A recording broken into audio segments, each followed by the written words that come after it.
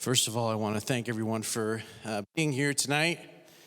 And I guess I want to start with this. The number 40 in the Bible is significant, right?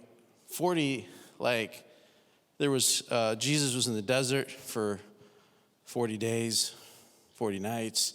It, rained for 40, Lent, 40. 40 just keeps coming up here and there in the Bible. And we think it's a good number. So just remember that, 40 is good. That aside, we're really glad Chap D's here because it was her birthday this week. Hey, happy birthday, Chap D. So glad you're here. She's right here in front and center. Make sure that you say hi to her. And there's no association between her birthday and the number 40. It's just something that I had on my mind devotionally. No connection whatsoever at all. But glad you guys are here. And this is going to be some major payback later in life. Chap D wants me to make sure you are all clear that there's nothing wrong with the number 40, but it's not necessarily in any way connected to her at all. Is that right? All right, good. So tonight you're going to get to meet some former students, alumni students who came here and graduated. And you've been watching perhaps on the website each day as we've been introducing them. Perhaps you've looked on the University Faith app and you'll see their pretty faces, beautiful faces on there. But tonight we want to have a conversation with them. As you're listening to their stories, you may have a question that comes up. And at the end, we're going to have an opportunity for you to ask your question to our panelists. So guys, hello, how are you? Hello. Hi. Hey, so good to see you. Why don't we, I don't know if you guys can see the grid or if it looks the same, but I got Kevin in my top left, Aaron in my top right, Matthew Masters on my bottom left, and Maucherie on my bottom right. So let's go in that order. Take just a quick minute. Kevin, tell us a little bit about who you are, where you're at. All right. Wow. What's a wonderful opportunity. Thank you so much for all of this. I am currently in Oceanside, San Diego. I am an associate pastor, youth and young adult pastor. I've been here for about 4 years. And before that, I graduated with my MDiv in the seminary. And then before that, I was doing my undergrad in theology and leadership. From 2009 to 2017. And that's what happens if you're from California. Oh, wait, my bad. All of these images are frozen. Thank you, Zoom and Andrew's Web. This is very exciting.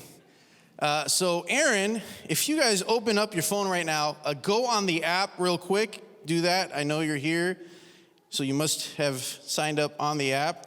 Go to the UFaith app. Open up the page real quick. Oh, maybe I shouldn't tell them to use the internet. Everybody get off the Wi-Fi. Use your own data service, folks. Everyone, please feel free to exit the Wi-Fi. If you don't know how to do that, then you have an Android phone because Apple phone is easy to understand. Yeah, shots fired. All right, so. We're back. They're back. Oh. That's me. Yeah, guys, guess what? Does this sound familiar? I can't see you on the TV yet, but And are you all able to hear? It looks like we lost connection. Can you hear me now? Yeah. Can you guys, did you ever experience any internet issues while you were here at Andrews? Jose, I think we can kind of see you on the stage. If you can hear us, go ahead and wave your hand. I can hear you. Still got the connection. We just can't hear. Wow. Can you, yeah, this never happened while you were here, did it? Internet never was a problem? No, not every day. So, Kevin, you told us you were from Cali. Aaron, where are you calling us from? Colorado, Loveland, Colorado. Loveland, Colorado. You guys had did you get the big snowfall that was there? Yes, we got 28 inches. So we had to dig out the buildings and some of the staff lost power. Those of us that live on campus, I was lucky. I kept my power, but everyone used my electricity for 2 days. So and we still have about 2 feet of snow just sitting. So we make our way through the snow pass, but yeah, we survived. Aaron, you would be happy to know that it's not snowing here right now, and there's no snow on the ground. Amen. Amen. Masherie, where are you at right now? I'm in Lansing, Michigan, and it's actually pretty nice here. I'm surprised that we got a balmy 40 degrees. Wow. So it's great working, and I work in actually Grand Rapids, Michigan as an architect. So Very it's nice. really fun working on projects with people. That's good. Aaron, by the way, is a teacher. And Matthew Master, where are you? All right, so there's no snow where I'm at. It dropped down to 40 this winter, though, so that was pretty cold. But I'm in Orlando, Florida, and I work for a healthcare system called Advent Health. And the particular branch of the business that I'm in is tech development.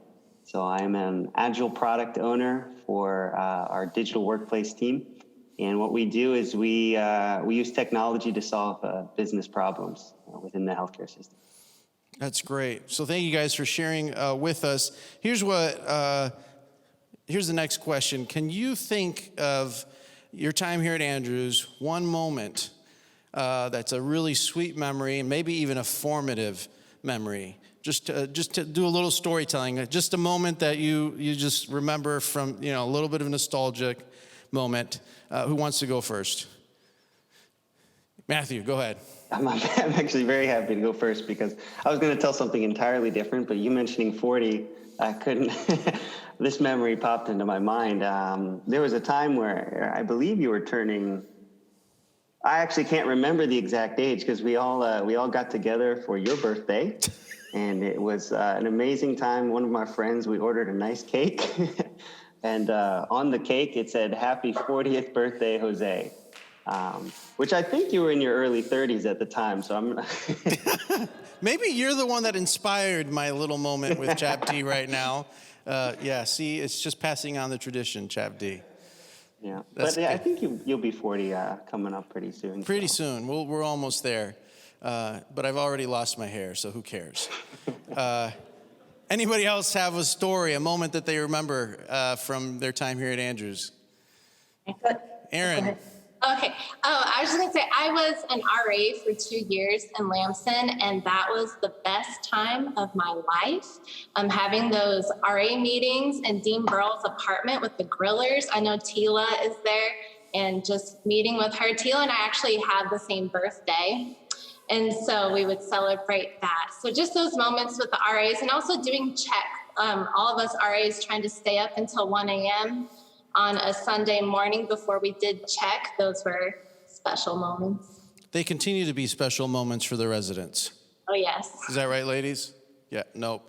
Not a lot of applause here for that. Just kidding. Masherie, what's your memory? Well, there's so many, but I'm going to bank off of Aaron's memory, and it's actually more of a somber one. I remember when I first came to Andrews University, I came during the summer semester. I transferred from another school, and it was, I don't know for how many of you guys have spent the summer at Andrews on campus, but it can get very quiet and a little lonely. And I remember the dean, she was so awesome. She was there for everything. And I remember that a couple years into me being there, she passed away. And I remember that was a really hard memory. The song that I associate with it is Israel Houghton's song, Others, because she very much emoted about being about others. And it was that moment where I was like, God, I don't understand why she's gone, but I want to treat others the way that she treated people, the way you want us to treat others. So.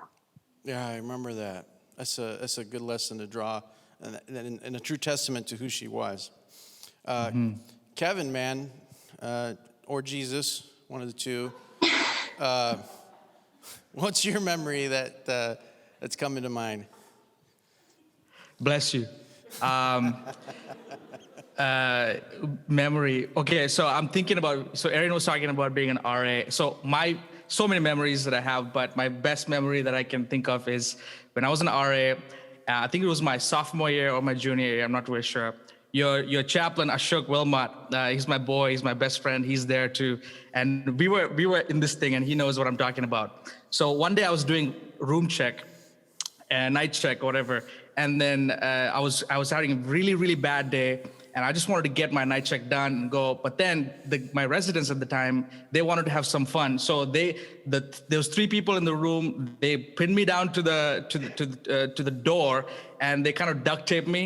But they didn't do a good job, so I was able to kind of take it out. But I was really angry, so I went straight to my dean, it was Paul Mark Lawrence, if you know who I'm talking about, Jose. And I told him, this has happened, we need to do something. And so he's like, yeah, nobody's messing with our RAs. No one does this. And at the time, the RA team was pretty, like, we had like a whole system, and it was like this brotherhood, and we had this thing like nobody should mess with us. Nobody. So what we did. That sounds a little bit like a mafia, bro.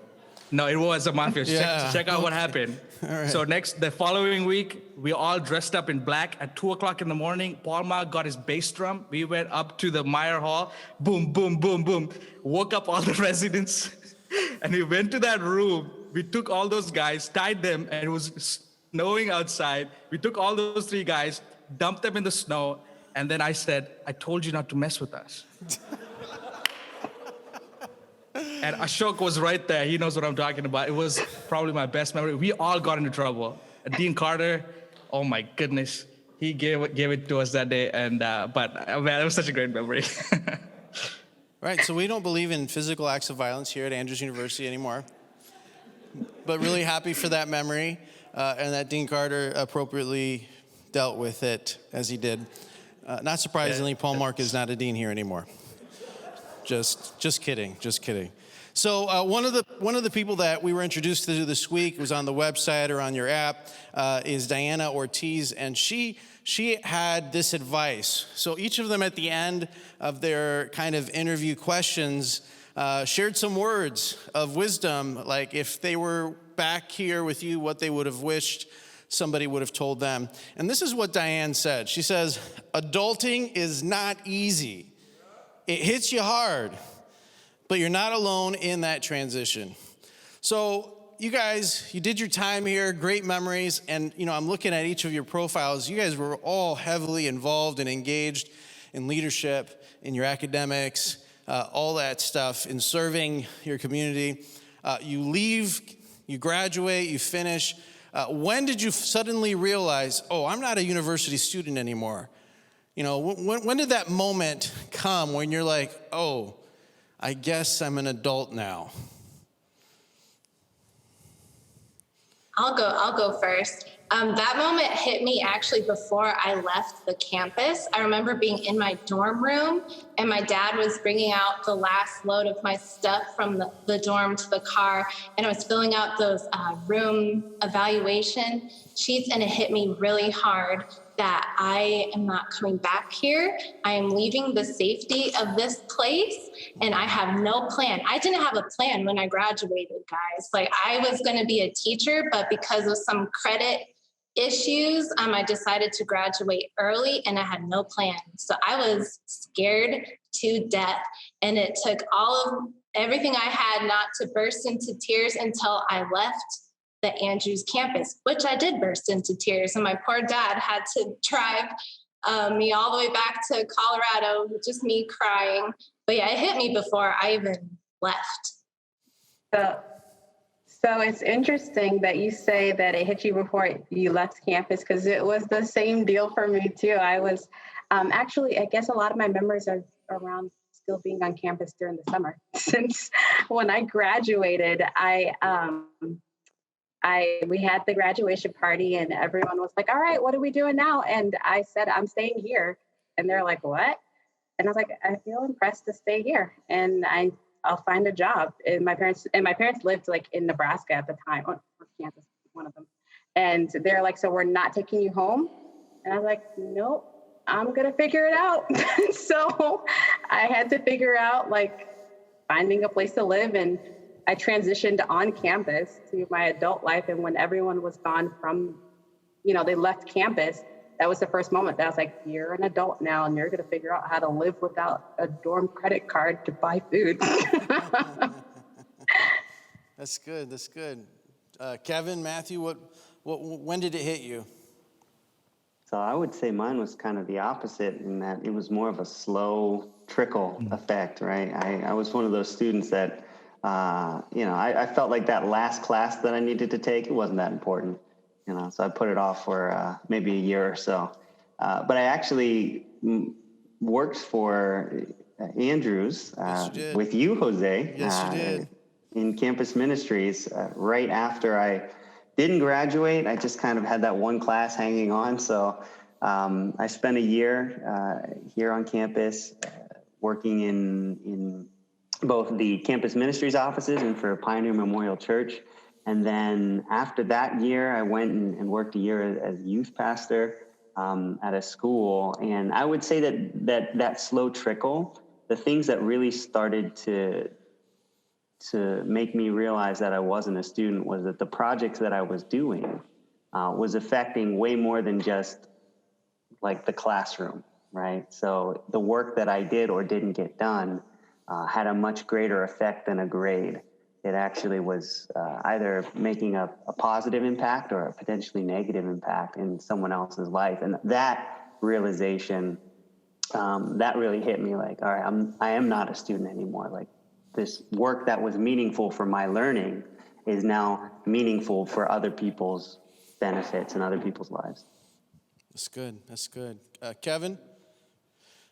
Yeah. For me, it was a couple of days after I graduated with my MDiv. I'd been dating this girl for, at the time, about 5 years. And I met her my freshman year of Andrews University. And so a couple of days after I graduated, we went to the Rose Chapel in Buller Hall with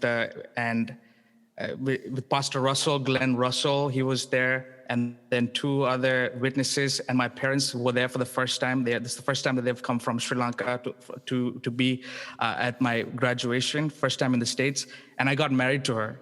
So that's when, like, I knew not a student anymore. This is big boy stuff after this, and so that was that moment for me. That's good. That's good. Matthew, you said something that I think we can linger on a little bit, especially within this question of world changers.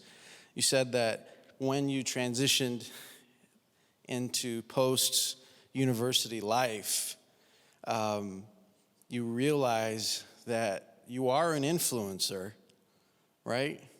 And this, what your responsibilities, what your presence, what your engagement is, in whatever spaces you are, you suddenly recognize that what you do not only impacts your life, but actually impacts other people's lives. That's a pretty big deal, isn't it? Mashari, I was reading in your profile that one of the roles that you have at your job in your architecture firm is to be co-chair of the Diversity, Inclusion, and Equity Committee. Talk to me a little bit about what that means for you and how that plays out in your life, recognizing, wow, my influence and in my engagement actually has consequence. Yeah, that's a great point. It's funny because when I became co-chair, I'm now really good friends with the other chair, and we both decided to do it because we realized it was a huge responsibility and that it takes a lot of effort to think more holistically about not just the way you work in your environment, but how can you help other people in your environment thrive and grow and be successful and develop relationships and love one another and treat each other with respect. So it's every day is I have to take it through a new lens.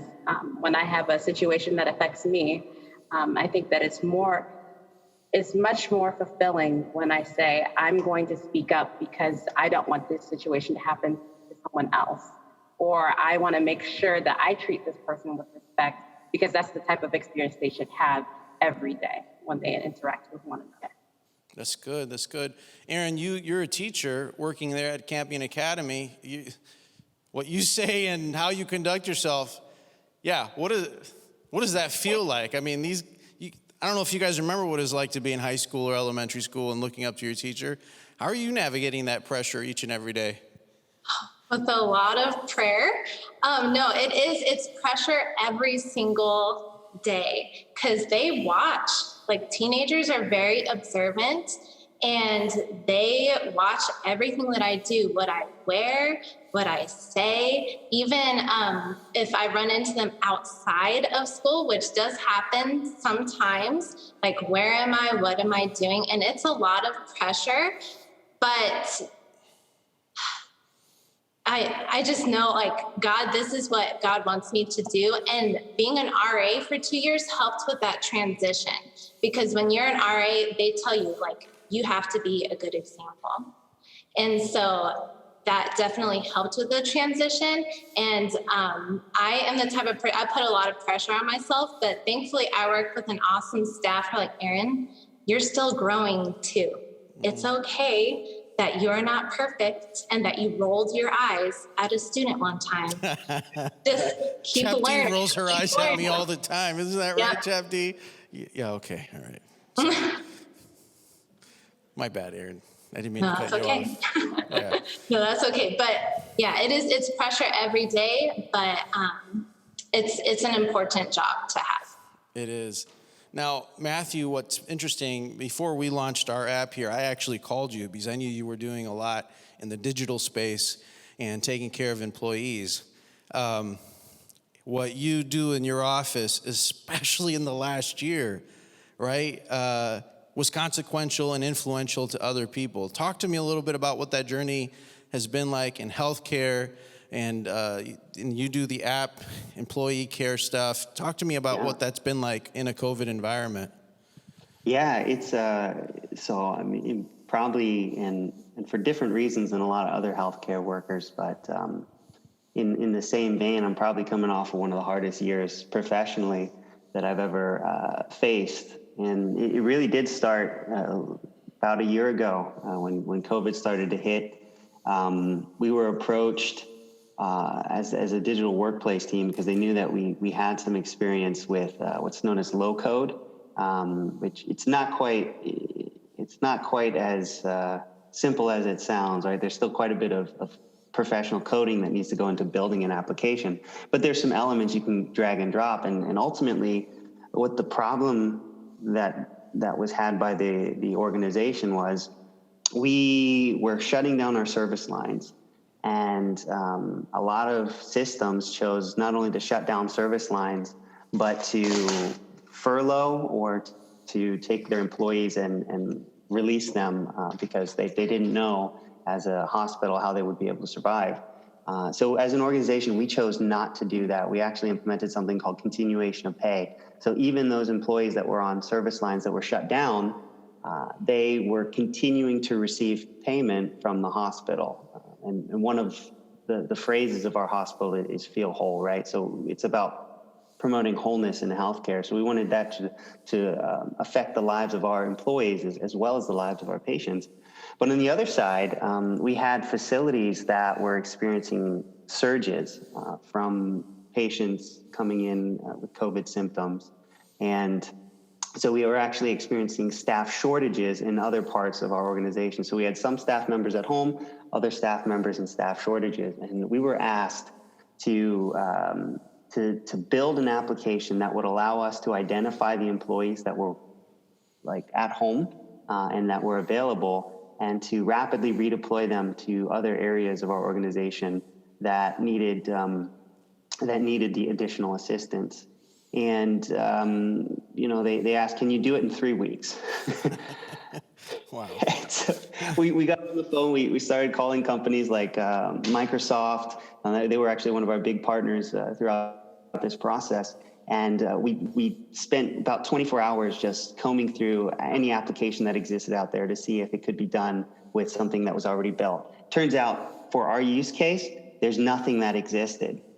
So we put our heads together, we got as many developers as possible, and we worked. We worked probably between 14 and 18 hours a day to try and build this thing out. And at the end of those 3 weeks, we were able to launch something. And an application built in 3 weeks, if any of you are in app development, you know that it's glitchy. And really it took, we were able to get some high value items out first and then continue to iterate on it. But that was the first half of my year. The second half was actually then building an application that would both track the consent and the vaccinations, both first and second doses for all of our employees as well. So it was kind of one thing after another. And at times I felt like I really need to give up because, I have a 1-year-old little girl, and my wife, I think, was starting to feel like, even though I worked from home, that she didn't have much of a husband. And that thing that I spoke about earlier, that, my projects, my homework assignment, are no longer just affecting me. That thing was really, it was a huge driver throughout it all, knowing that there were healthcare workers that were working extra shifts. They were putting in extra hours to try and heal the communities that our hospital serves. And so that thing pushed me forward. And I would say that through it all, God was able to shape my heart a little differently, because when you're so intensely focused either on yourself, then you look at all of your problems. But if you're focused on others, then you look at how you can be useful to help their problems. And I'm so grateful and a little burnt out from this last year, but definitely will take that experience with me for the rest of my life. Well, thank you, Matthew, for all that you did, and thank you to your family for what they did to help people be well and be safe and save lives. Yeah. Before we go to the pastor in the group, one thing that I want to take a moment to help you all to know and recognize is that these people lived in the spaces you're living in. They walked in the halls that you walked in. They were in the same classrooms and probably had some of the same professors. I think all of you have graduated in the last 5 or 6 years, 2015, 2014, somewhere in there. Mm-hmm. Yep, and left campus. And their life is consequential. Their calling is consequential. It's impactful. It means something. And we've been talking about being a student missionary all week. And I got to tell you, when you graduate, you become a missionary. This is their story. You become a missionary wherever you are because you are an ambassador of God's message, of God's love, of God's care, whatever he's worked out inside of you. You guys are living this out every day. Masherie, I know you're very heavily involved in your local church. You're on the media team there. I remember getting a call from you wondering about Planning Center Online. Yeah? Yeah. It's funny. When I wrote about the article for you guys to read, one of my most favorite things about Andrews that I appreciated was the way that I was able to serve in a capacity where people could enjoy worship through other media. And so I love art and I love creative sciences. And so architecture is, very much about the built form and doing the worship graphics for church. I remember when we started, Pastor Jose, I didn't really know you at the time, but you were just like, yeah, here, try this and explore it and go with it. And that was one of the moments that it's like, you can try and do whatever you put your mind to. And I saw it as a way to be a blessing to others. And so the way that I've expanded on that for my church is that I saw that there was a need. I saw that people were not able to worship because of language barriers, because they didn't know the songs. There were generational gaps. And so I said, okay, how can I contribute? And I remember, it's a little embarrassing, but I'll share it, that one of the people at my church said, Masherie, why do you arrive to church so late? And I was like, well, why would I arrive earlier? And they're like, you want to rephrase that? And it's like, Masherie, why do you go to church? And I thought back to the team that I had at Andrews and how I felt like I was a part of the community serving others. And then when I went on to live my own life, on my own, I kind of lost where was my way with helping others. So I said, okay, Masherie, how can you be a change maker?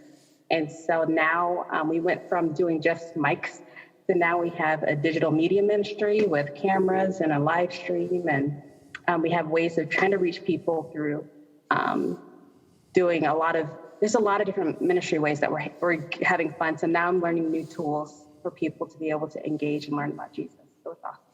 That's beautiful, Masherie. That's beautiful. Thank you for your service here, by the way. It was a lot of fun to work with you.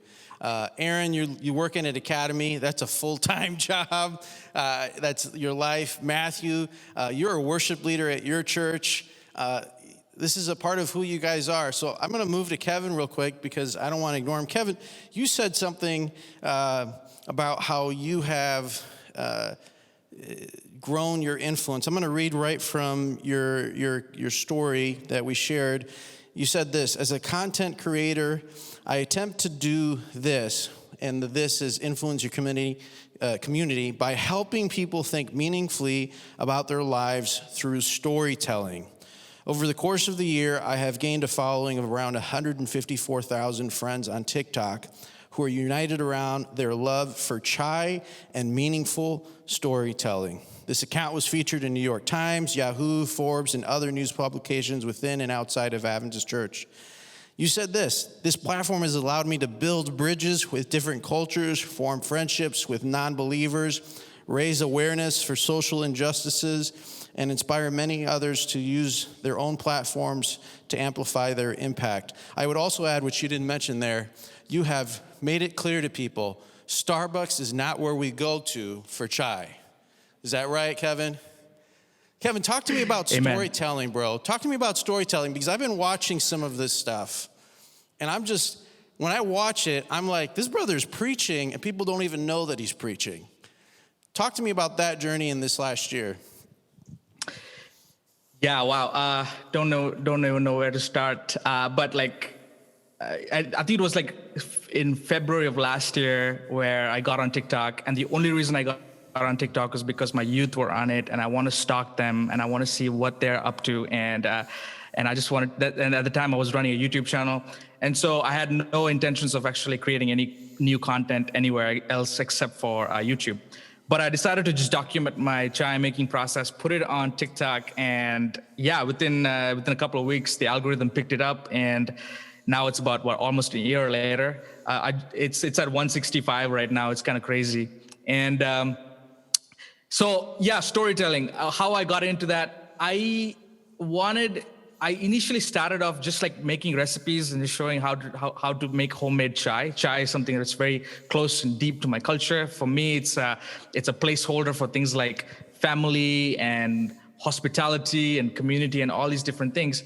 And so I decided to just kind of use the chai making process kind of as a canvas to share my stories.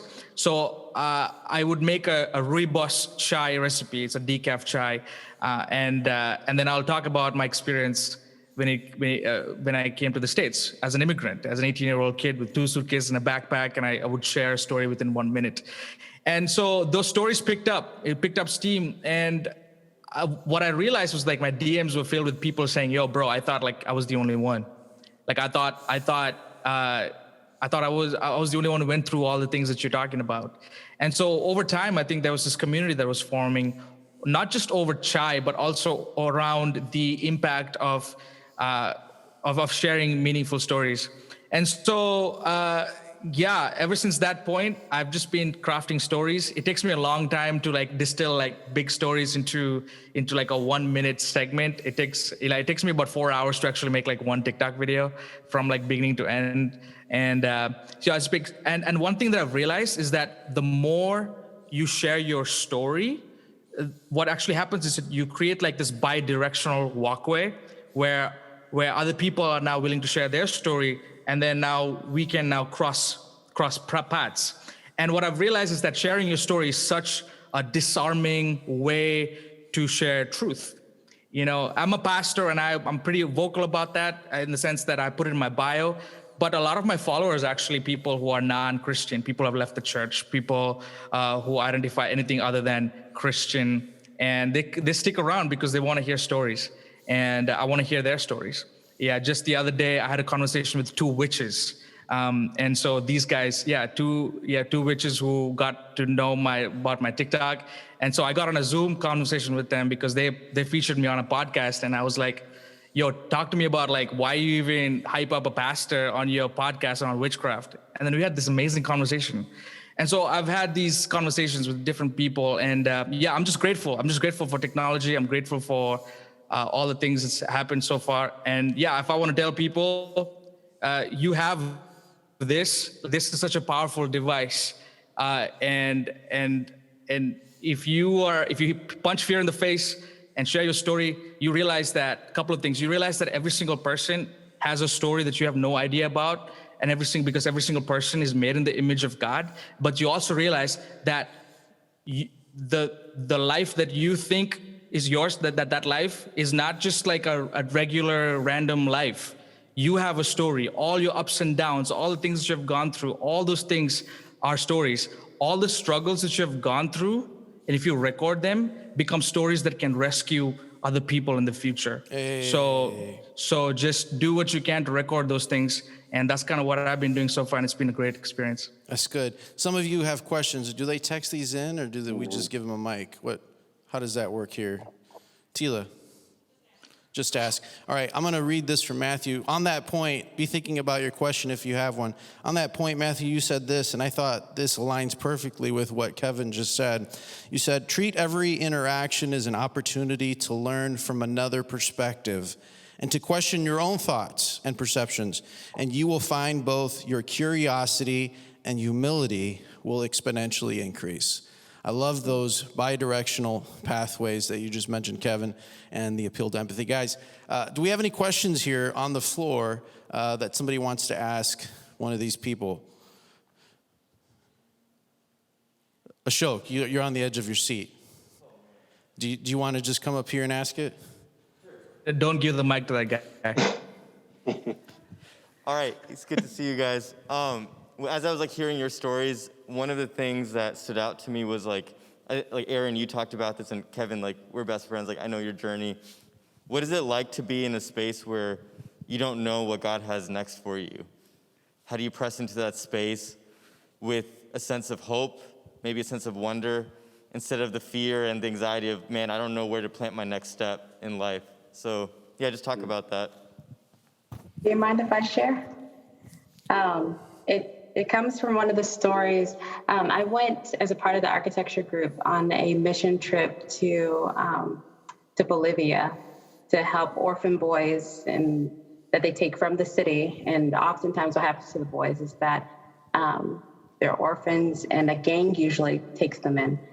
And they start to learn, really bad patterns for living their life. So this organization took them in as an Adventist, and they give them a home. They give them love and shelter. And so we were going there to help make their space better. And I remember that for the most part, we were supposed to be helping them. But honestly, most of what we did was just play with the kids. And they just wanted hugs and smiles, and we really couldn't speak the same language. So I used my very rudimentary Spanish from high school and tried to communicate with them. But what they really wanted was a place to feel at home with someone. And so I do remember we went on a hike together in the mountains of Bolivia, and we were getting tired. It was a long hike. I was tired, and there was a group that was forging ahead, and then there was the group that was lagging behind. And somehow, in the process, I became alone in the mountains of Bolivia with no way. I had no idea where I was going. And then, I noticed that all of a sudden, the mountain got quiet, deathly quiet. And I was like, why is it I hear nothing? I heard birds before and all that types of stuff. And I heard something crack. And I was like, okay, Lord, what should I do now? Should I turn back? Should I move forward? And I don't know where I'm going. And I was praying about it, and God was like, keep moving forward and just start singing. So I started singing and praising the Lord and moving forward. And as I kept moving forward, I didn't know where I was going. So when we're thinking about, God, where do I go next? I'm moving blindly forward in faith that nothing's going to come out and eat me. And so I finally make it to and actually what's so interesting, and I've never really thought about it before, but when I emerged from the jungle, we were at the top of the mountain. And at the top of the mountain, everyone was smiling and dancing and singing and so excited to be with each other. And I realized that I had made it. I didn't know where I was going, but I realized that God brought me to where I needed to be. So when you're on that path where you don't exactly know where you're going, God is taking you somewhere. And often you need to praise in spite of the journey that you're in, and he'll bring you there. He'll get you there. That's good. That's good. Keep moving forward, praying and praising, and all will be well. Aaron, were you going to say something? I didn't know if you were. Yeah. Oh, I was going to say, I know God blessed me with these like gut feelings. So again, I left Andrews, didn't have a plan. All I had was an English degree with some education classes. And something told me you should apply to be a dean at Campion Academy, which is the last place I thought I would ever teach. They weren't our rival school, but there was some competition between my high school and Campion Academy. And so I just had this gut feeling, just apply. So I applied, didn't hear anything. And then I was getting frustrated. And my aunt was like, let's go up there and figure what's going on. So we drove up to Campion, and I walked in and I met the principal, who is actually my mom's teacher. My mom is an alum of Campion. And he's like, oh, you're Becky Justin's daughter? I said, yeah. He's like, I have your resume at the top of the list because we actually need someone to teach American literature and to be the assistant dean. So he's like, so we're going to be giving you a call. We just hired our head girls dean, so you'll be hearing from us. I was like, okay, cool. And then I left. I was like, that just happened. I can't believe that. And then again, didn't hear anything. Got an interview. The head girls dean was another Andrews alum that I had never met before, so we had that in common. And so she interviewed me, and then they hired me a week before school started.